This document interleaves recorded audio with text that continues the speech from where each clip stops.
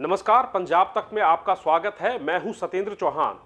लेकिन आज पंजाब तक में बात होगी हरियाणा की, क्योंकि हरियाणा में 5 तारीख से विधानसभा का सेशन शुरू हो रहा है। लेकिन ये सेशन महत्वपूर्ण क्यों है, इंपॉर्टेंट क्यों है? क्योंकि हरियाणा में दिल्ली से लगती सारी सीमाओं पर किसान बैठे हुए हैं, आंदोलन चल रहा है और हरियाणा की राजनीति कहीं ना कहीं किसान के इर्द गिर्द घूमती है। लिहाजा इस विधानसभा में कहीं ना कहीं किसान आंदोलन को लेकर हंगामा बरपेगा। कांग्रेस ने पहले ही नो कॉन्फिडेंस मोशन यानी कि अविश्वास प्रस्ताव लाने का ऐलान कर दिया है।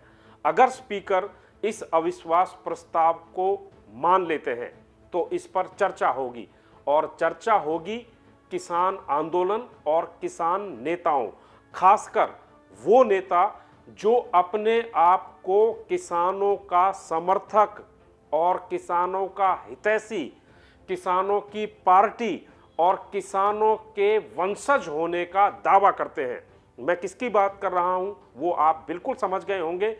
चौधरी देवीलाल के वारिस दुष्यंत चौटाला, जो कि हरियाणा सरकार में इस समय डेप्यूटी चीफ मिनिस्टर हैं, वो इस विधानसभा के सेशन में कहीं ना कहीं घिरते आएंगे। हालांकि कहा यह जा रहा है कि 2 विधायक, एक अभय चौटाला और प्रदीप चौधरी, जो कि कालका से हैं, इस्तीफा दे चुके हैं। लिहाजा ये अविश्वास प्रस्ताव कहीं ना कहीं औंधे मुंह गिर सकता है। लेकिन इसमें एक नेता घिर सकता है और वो नेता है दुष्यंत चौटाला।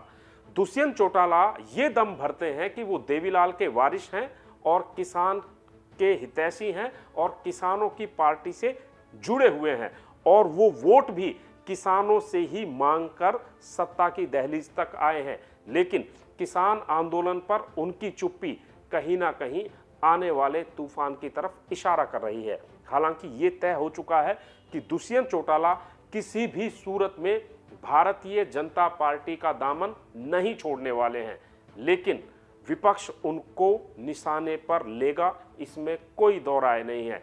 दूसरी तरफ Congress party private members bill यानी कि जो किसानों की फसलों पर एमएसपी मिलती है, उस एमएसपी पर गारंटी बनाने के लिए प्राइवेट मेंबर्स बिल भी सदन में लाएगी। तो जाहिर सी बात है इन मुद्दों पर बहस होगी और बहस में दुष्यंत चौटाला के जो विधायक हैं उनका रुख क्या होगा, क्योंकि दबी जुबान में कई विधायक ऐसे हैं जो बार बार ये कह चुके हैं कि उनका घर से बाहर निकलना मुश्किल हो रहा है। यानी कि किसान नेता हो या किसान खाप पंचायतें हो या फिर आम किसान हो, वो कहीं ना कहीं दुष्यंत चौटाला की पार्टी पर इसलिए दबाव बना रहे हैं क्योंकि दुष्यंत चौटाला बार बार ये ऐलान करते हैं कि वो किसान परिवार से आते हैं, किसानों की पार्टी से आते हैं। लिहाजा अब ऐसे वक्त में किसान क्या दुष्यंत चौटाला की तरफ नहीं देखेंगे? क्या दुष्यंत चौटाला से सवाल नहीं पूछा जाएगा कि आखिर जब किसान आंदोलन कर रहे थे और किसानों के लिए एक परीक्षा का समय था, उस समय में दुष्यंत चौटाला भारतीय जनता पार्टी के साथ बैठकर सत्ता सुख भोग रहे थे, तो उन्होंने अपनी जुबान क्यों नहीं खोली? हालांकि इस सेशन में निशाना भारतीय जनता पार्टी पर भी साधा जाएगा, लेकिन भारतीय जनता पार्टी बच सकती है।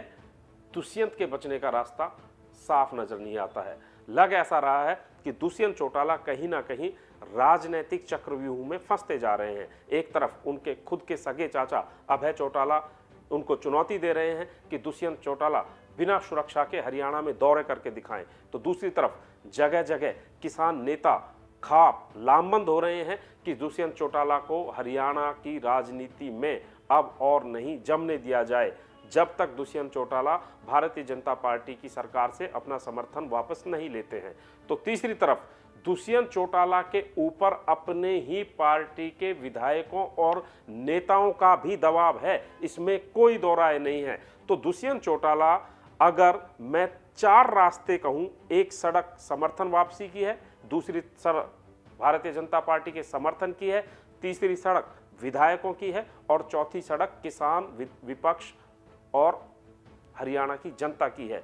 तो इन चारों सड़कों में से कौन सी सड़क पर दुष्यंत चौटाला आगे बढ़ने चाहेंगे, क्योंकि 3 सड़कों पर अब बैरिकेडिंग हो गई है। अब उनके लिए रास्ता बचता है कि वो भारतीय जनता पार्टी की सरकार में चुपचाप बने रहें और 5 साल निकाल दें। लेकिन इन 5 सालों के बाद फिर जब चुनाव में जाएंगे तो जनता का सामना दुष्यंत बाबू को करना ही होगा। लेकिन अब उनके पास विकल्प के तौर पर एक रास्ता बचा है और इसकी संभावनाएं हरियाणा की राजनीति में चलनी शुरू हो गई हैं कि आने वाले समय में दुष्यंत चौटाला जेजेपी जननायक जनता पार्टी का विलय कहीं भारतीय जनता पार्टी में तो करने नहीं जा रहे हैं।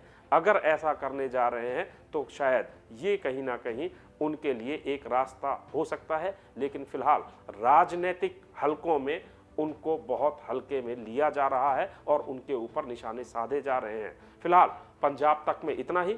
बाकी हरियाणा, पंजाब, उत्तर भारत, देश और दुनिया की तमाम खबरें, अपडेट और ब्रेकिंग न्यूज के साथ लगातार हम आपके सामने पेश होते रहेंगे। लिहाजा पंजाब तक पर बने रहिए और इस चैनल को सब्सक्राइब करते रहिए।